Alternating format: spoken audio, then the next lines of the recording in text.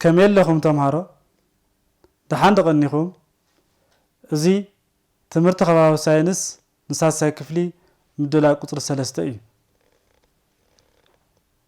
አሰናዳ አናቅራብን ስምዖን ገብረየሱስ ተምሃሮ ንምክትታል ክጥዕመኩም ስክሪፕቶ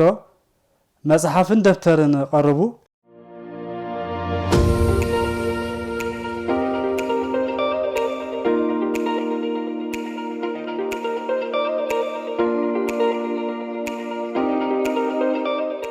ቀሪብኩም ዶ ግርም አብዛ حلف እዋን ዝተማሃርኩሞ ከዘኻኸረኩም የሞ በእውነ ተኸታተሉ ምክካል ምግብ ማለት እንደቅ ሰባት ብምግብነት ዘገልግሉ ነገራት ሕማም ብዘምፁ ተህዋስያን ተለኺፎም ኣብ ጥዕና ተመገብቲ ጉድኣት እንተብፅሑ እዩ ምግቢ ብፅሬት ተዘይተታሒዙ ክብከል ይኽእል ዝተበከለ ምግቢ ተተመጊብና ድማ ንጥዕናና ጎዳኢ እዩ ብምክንያት ዝተበከለ ማይን ምግብን ዝመፁ ሕማማት ሕማም ውፅዓት ሕማም ኣጻዳፊ ተቕማጥን ተምላስን ሕማም ውስፋት ከም ዝኾኑ ሕማም ውፅዓት ህፁፅ ማያዊ ውፅዓት ይስዕብ መብዛሕትኡ ግዜ ኣብ ፍታን ደምን ንፋፅ ዝመስል ዝሓወሰ ምዃኑ ኣብ ከባቢ ከብዲ ሓያል ቁርፀት ዘስዕብ ምዃኑ ሕማም ኣጻዳፍን ተቕማጥን ተምላስን ወይ ኮሎሪያ ልዑል ተቕማጥን ተምላስን ዘስዕብ ምዃኑ ህፁፅ ሕክምና ዘድልዮ ምዃኑ ወስፋት ዓይነት ሓሰኻ ከም ዝኾነ ብምክንያት ብኽለት ማይን ምግብን ዝመፅእ ሕማም ምዃኑ ዝተበከለ ምግቢ እንተኾይኑ ዘይተለመደ ጨናን ጣዕምን ከምኡ እውን ዝተፈለየ መልክዕ ክፈጥር ከም ዝኽእል ዝብሉን ካልኦትን ተማሂርኩም ኢኹም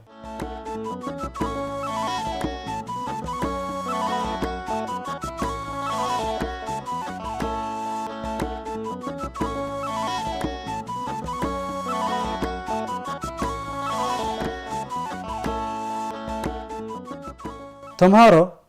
ናይ ሎሚ ዕለታዊ ትምህርትና ምዕራፍ 1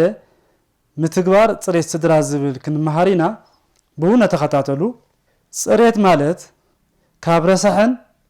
ሕማም ካብ ዘምፅኡ ካብ ዝኽእሉ ነገራት ነፃ ምዃን ማለት እዩ ፅሬቶም ዝሓለዉ ኣባላት ስድራ ቤት ኣካላቶምን ክዳውንቶምን ፅሩይ እዩ ስለዚ ጥዕንኦም ዝተሓለወ ይኸውን ፅሬቶም ዘይሓለዉ ስድራ ድማ ብቐሊሉ ንሕማም ይቃልዑ ፅሬትና ንምሕላው ዘምስዑ ተግባራት ምፍፃም የድሊ መሳኹቲ ገዛ ምኽፋት መሳኹቲ ገዛ ምኽፋት ብርሃንን ፅሩይ ኣየርን ንኽረክብ ይጠቅም ኣብቲ ገዛ ዝነበረ ሕማቕ ጨና የውግድ ከም ሰዓል ዝበሉ ሕማማት እውን ካብ ሰብ ናብ ሰብ ከይመሓላለፍ ይሕግዝ ምፅራይ ገዛ ገዛና ብዝግባእ ክነፅርዮ ኣለና ምክንያቱ ሕማም ዘስዕቡ ነፍሳት ዝስሕብን ተህዋስያን ዝራብሑልን ጓሓፍ ስለ ዘውግድ እዩ ምፅራይ ኣቑሑ ገዛ ፅሩያት ክኾኑ ይግባእ ብፍላይ ምግቢ ንምብሳልን ንምቕራብ እንጥቀመሎም ኣቑሑ ፅሩያት ተዘይኮይኖም ብቐሊሉ ብሕማም ንጥቃዕ ኣቑሑ ገዛ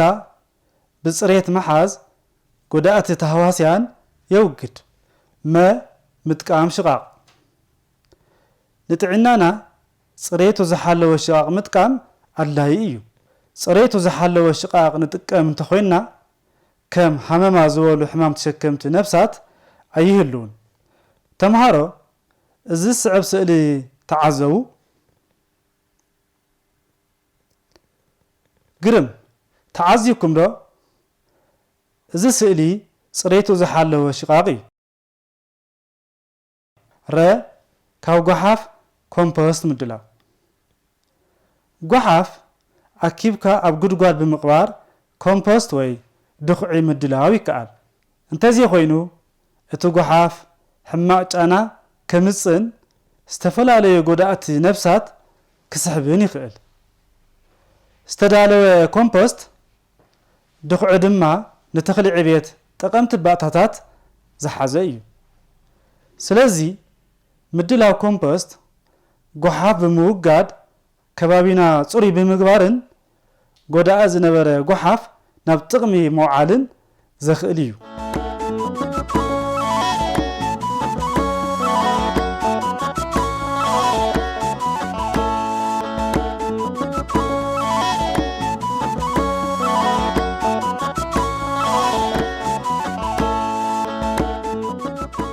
تمهارو حزد ما نتفتات حلوة صريت كباب الزبل كن مهارينا بونا تخطاتلو ماي كاب قدقاد روبا عيلا كاب بحرين يركب ماي بفتان انسسات كاب فابريكا بزوط رسحات كم اول بقودات تهواسيان كبكال يخيل صوري ما ايويلنا بقتا مستاي نتعينا ناقودا ايو اوشت ما يزر حرخراخ زي مهلاو صوري ما يزبولو ايكونا مغنياتو نمرأي ازيو مصقم تزخونو بعين زي الرأيو قوداتي تهواسيان زحازو كخون سلازخيل سلازي صوري ما يكبولو زخيل صوري مخانو بصومويا مسترقاقص ايو تمهارو ازي السعب مسلي استتعزو قرم ازي السعب مسلي ماي كابزر كولوم حدا سئلي علاتها الزرئيو تعزيبكم دو صبو صريت ماي نمحلاو زمسو عميلاتها نتكا نساتمون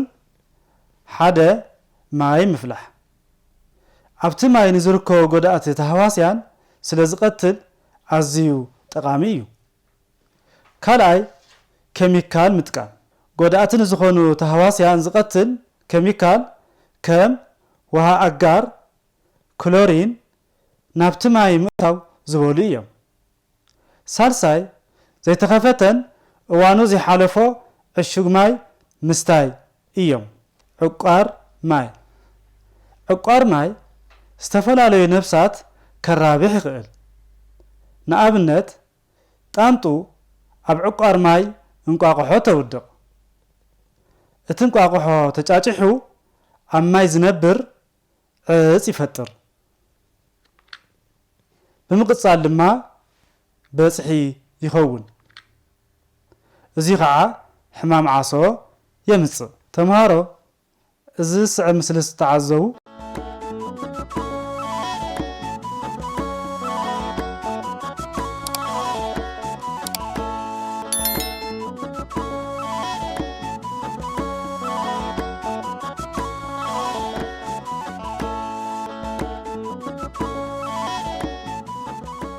زعاقور ماي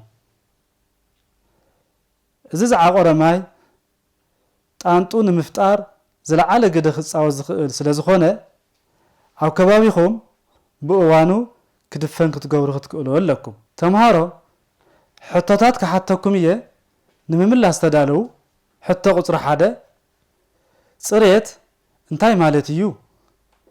صريت انتاي مالتيو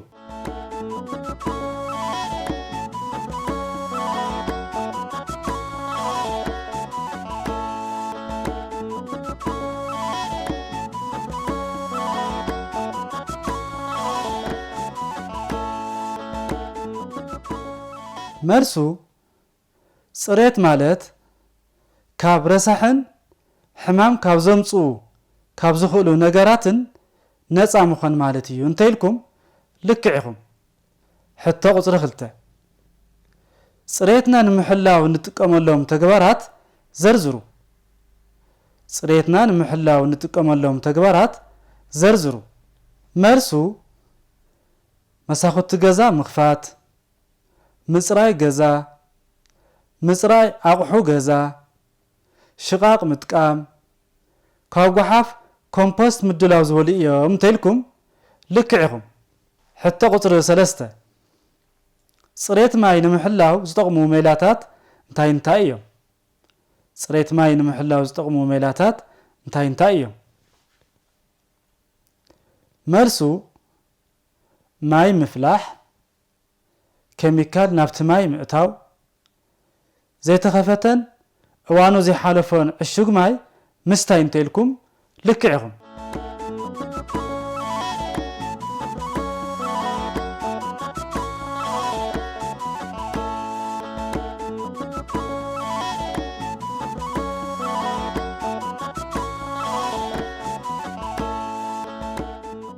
ተምሃሮ ሕዚ ድማ ሳዕቤን ፅሬት ከባቢ ዘይምሕላው ዝብል ክንመሃር ኢና። ብእውነት ተኸታተሉ። ጣንጡ ንክትራባሕ ምቹ ኩነታት ብምፍጣር ሕማም ዓሶ ንክስፋሕፋሕ ይገብር። ሕማቅ ጨና የስዕብ። ሰባት እውን ንሰዓል ክቃልዑ ይገብር። ሃመማ ኣናፁን ዝበሉ ክራብሑ ብምግባር ዝተፈላለዩ ሕማማት ክመሓላለፍ ይገብር።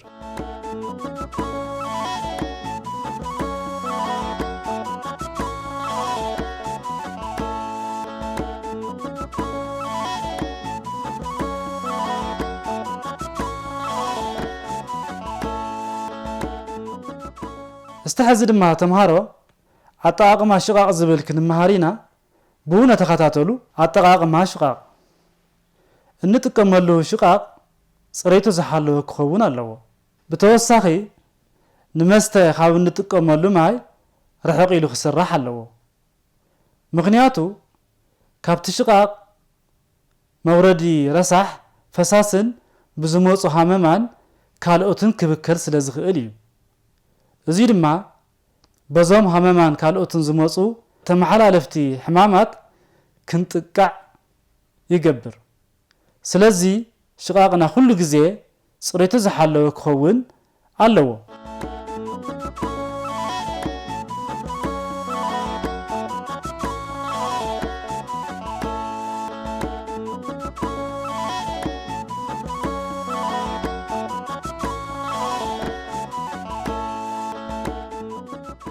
ተምሃሮ ናይ ሎማዓንቲ ዕለታዊ ትምህርትና ንምጥቕላል ፅሬት ንምሕላው እንጥቀመሎም ተግባራት መሳኹቲ ገዛ ምኽፋት፣ ምፅራይ ገዛ፣ ምፅራይ ኣቑሑ ገዛ፣ ሽቃቅ ምጥቃምን ካብ ጓሓፍ ኮምፖስት ምድላውን እዮም። ፅሬት ማይ ንምሕላው ዝጠቕሙ ሜላታት ማይ ምፍላሕ፣ ኬሚካል ናብቲ ማይ ምእታውን፣ ዘይተኸፈተን እዋኑ ዘይሓለፎ ዕሹግ ማይ ምስታይ ዝበሉ እዮም። ሳዕቤን ፅሬት ከባቢ ዘይምሕላው ወይ ዕቋር ማይ ጣንጡ ንክትራባሕ ምቹ ኩነታት ይፈጥር። ሕማቅ ጨና የስዕብ። ሰባት እውን ንሰዓል ክቃልዑ ከም ዝገብር፣ ሃመማን ኣናፁን ዝበሉ ክራብሑ ብምግባር ዝተፈላለዩ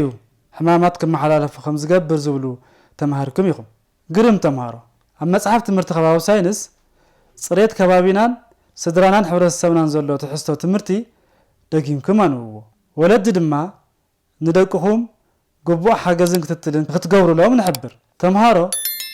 ናይ ሎሚ ትምህርትና ኣብዚ ይዛዘብ። ኣብ ቀጻላይ ሰሙን ምዕራፍ 1 ንጥፈታትን ሓለዋ ፅሬት ከባብን ዝብል ትሕዝቶ ትምህርቲ ሒዝናልኩም ክሳብ እንቀርብ ሰላም ኩኑ።